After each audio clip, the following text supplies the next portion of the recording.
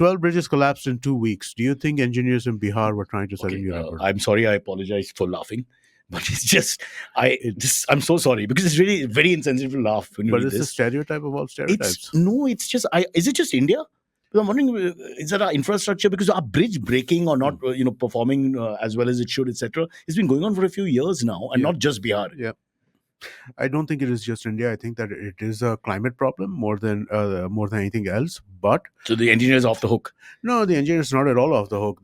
And also in most non like after you get out of after you get out of like the really rich countries, right? At that point in And that's time, more because of accountability, because of the legal duress that can be looked at. not just legal duress, right? I mean, like they're just standards and stuff, I right? mean, I mean, they have to cover their asses. If the bridge breaks in New York, that guy will never see the light again. No, He'll be he in will jail. not. Yeah. Okay. But I think the same would happen if that happened in Bombay, right? Not like, really. No, think about how much shit these people took. Elphinstone Bridge happened, for example. Who was held accountable? But Elphinstone Bridge was like 100 years old, man. Maybe, but who's maintaining it, Baba? But who's maintaining it? You can't just say British built it. It's their problem. No. The guy who was the designer of that Andheri Bridge where they had the issue. The Gokhale Bridge. The one where the Gokhale Bridge. Yeah. Yeah.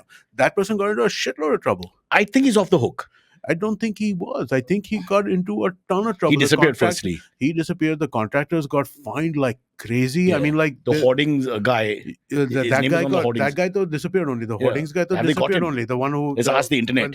Have they found that guy who caused the Gokhale Bridge disaster? I think he's on the run. I don't know the exact this, right? But I would say that like. But is it also to do with corruption? Let's be honest here. Do we not use the correct, I mean, pakka, in the old days, pakka kacha for roads, for example, 70-30 was exactly all across India. You never did 100% pakka. No, but that's so that you could redo it after some time and make more money. But I think that's exactly what has happened here, right? I think that basically they did this stuff in Bihar, and because of that, there was a certain amount of corruption that essentially kind of, I mean, like led to this. But there is a climate change aspect to this as well, right? Because the tolerances that is probably, now you're giving them a way to get off the hook. But there is that aspect to this, right? I mean, like it's not non-existent, right? I mean, like there is corruption, and they should be held to account for that. But there is also outdated bridge standards, and that is also a thing that needs to be looked at. What's hurting me in all this is Maharashtra's corruption went up in the last 10 years, and Bihar's went down. Now it looks like Bihar's ego has been stoked, and they are hitting back.